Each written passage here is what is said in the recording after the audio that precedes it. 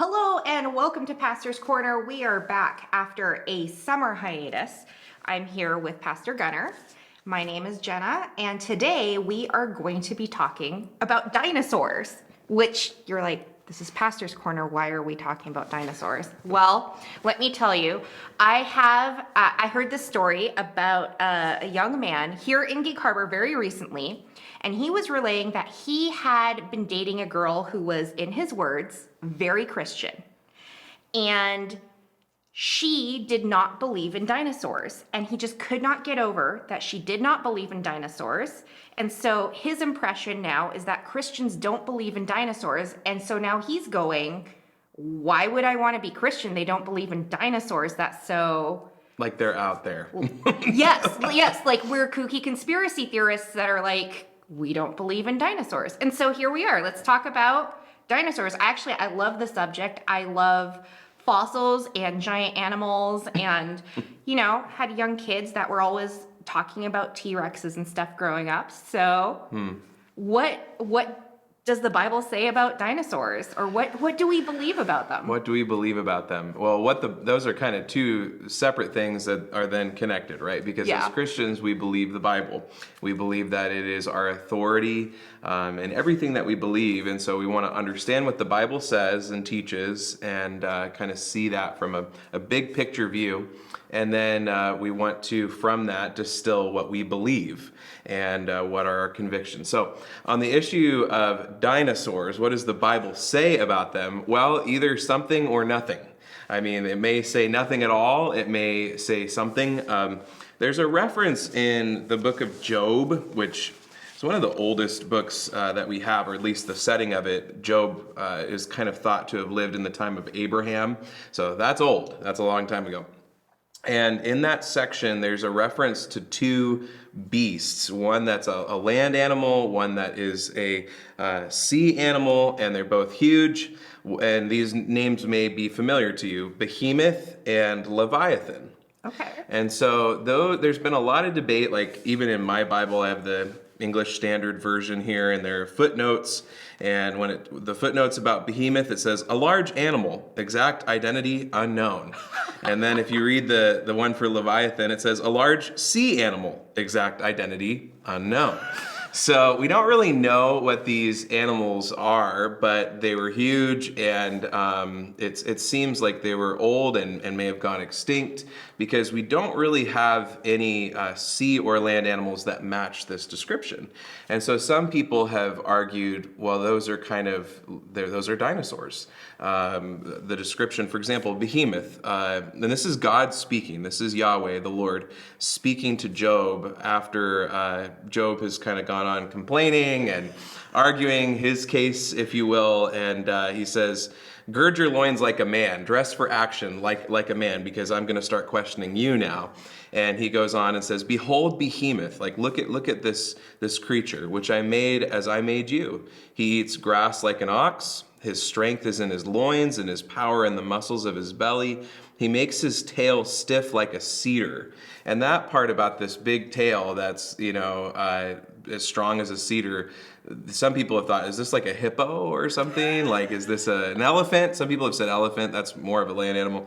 And that neither of those have tails like that. So there's not really an animal that fits this description. It goes on and talks about the strength and just how gigantic this animal is. And Leviathan similarly says, can you draw out Leviathan with a fish hook, or press down his tongue with a cord? Can you put a rope in his nose or pierce his jaw with a hook? Kind of goes on several of these questions. Can you even fill his skin with harpoons, or his head with his fishing spears? So it's tough skin, So this description, some people think that's an alligator. And then again, there are things that don't fully match up with that.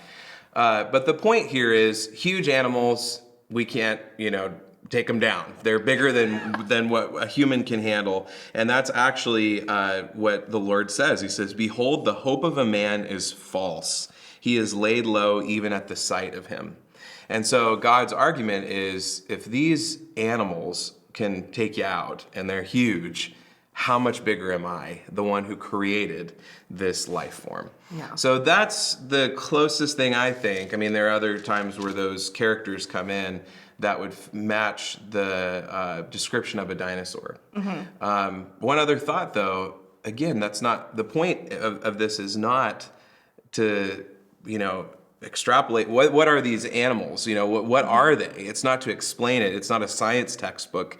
This is God making a point. And ironically, interestingly, both of those are mythological in nature, and they're tied to things like, for example, the Leviathan is tied to this god, this pagan god. And so there's also some argumentation, and that takes us back to Genesis 1, which is a whole other discussion. But the point being, God is not saying this is a particular animal. Here's the exact perfect description of it, and I'm talking about a dinosaur. He is making a point. This animal's huge. I'm huger, and I have control over these things that are correlated to the gods of the nations around you. So the Bible might or might not talk about dinosaurs.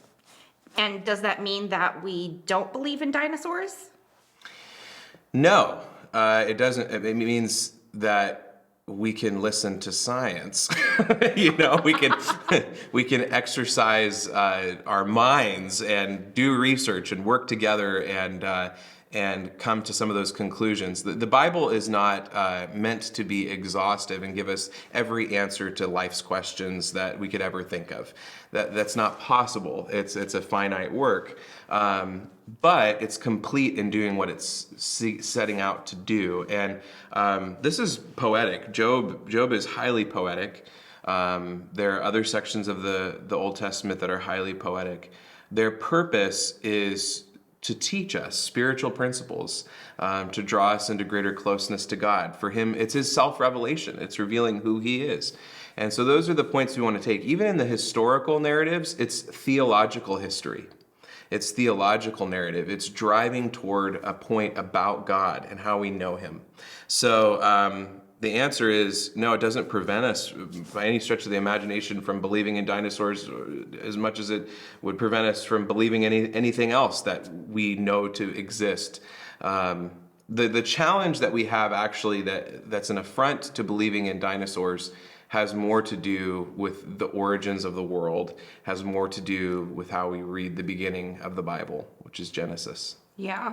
And I know the beginning of the Bible, it talks about God creating the earth in 7 days. And, actually, I guess 6 days, and he rested on the seventh. That's right. Yes. Yep. And that's where we get the Sabbath. Yeah.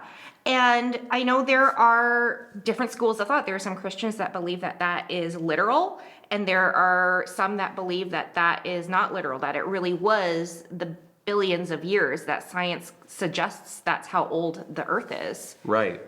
So, and I think that is, it's a non-essential doctrine.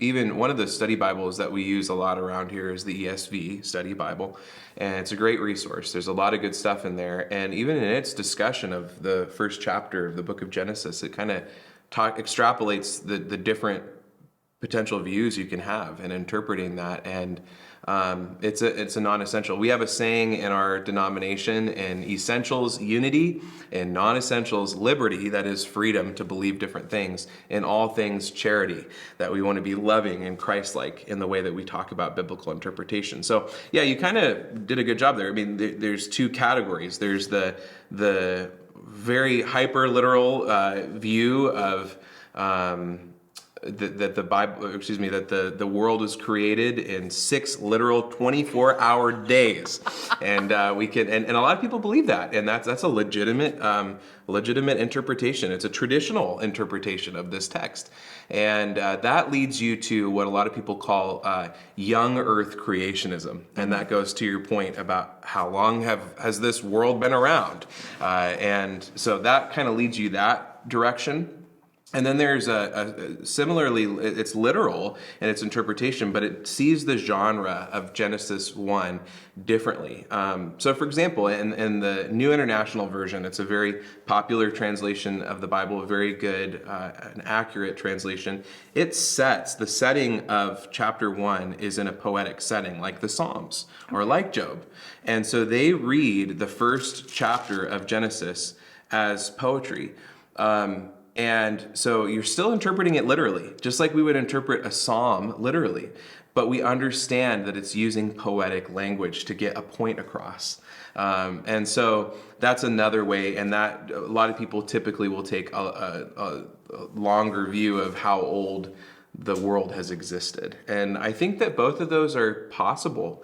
I think they're both faithful to the text. And so the driving point then of this kind of debate is, what's the principle behind Genesis 1? What is it trying to teach us about God and how we relate to him? If that's what the Bible is all about, who God is and how we relate to him, then what is it saying? And I think it's saying God made the world. We are his creatures, made in his image. And this is how we exist. I think I favor the more poetic interpretation, because no matter what, if you were to ever take a class on Genesis 1 and 2, you're going to see that they don't completely jive, as it were. Like it feels like chapter 2 is recapitulating some things from chapter 1, but they're not talking about it the same way. And so there's another time that happens in the Old Testament with Hannah, where you essentially have a historical event and you have a poetic expression of what just happened. That also happens in Moses with the splitting of the seas.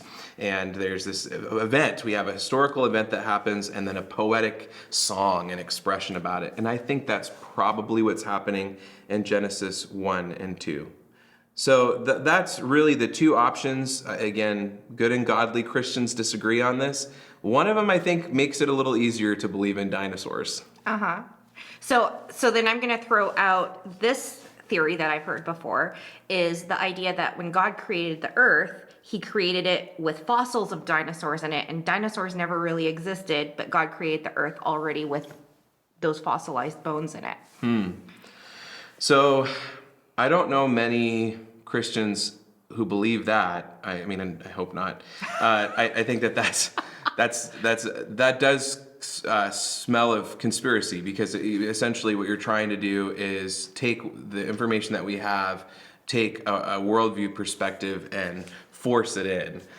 What I have more often heard is we need to take a second look at the fossil record and the data, and we've misinterpreted the data. Mm-hmm. And that, I think, is a more honest approach, where we say, okay, can we take a second look at that? And I think science, that's really what it's all about. It's taking a second or 2,000th, or how many times do we need to look at this over and over again before we know, is this really working? Does this all line up properly? Mm-hmm. And I've heard more people, and I know people who are brilliant.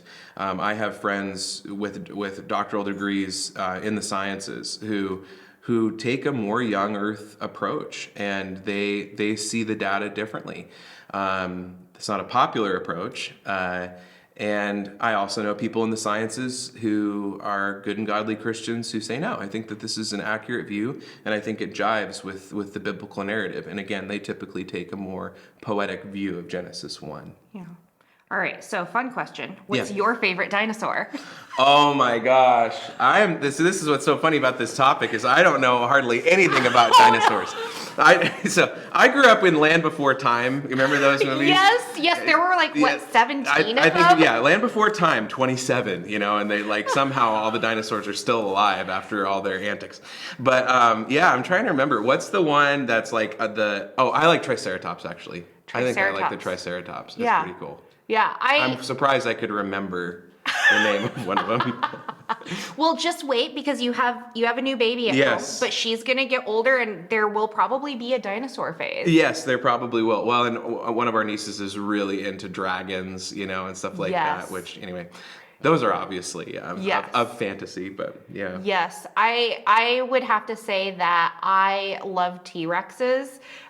Mostly because of all the funny little memes that go around about how short their Their little little arms arms. are. Yeah. Yes. They're like, I want to give you a hug, but I can't. Or there's a picture of a T-Rex holding one of those like stick grabber things going, now I'm unstoppable. Which I'm like, yeah, I love That's really those. funny. Thank you so much for joining us today. If you haven't already, don't forget to like, comment, and subscribe. We have new content coming out all the time. And if you haven't already, click on that bell that sends you notifications so that you know when new content is coming out. We'll see you again next week.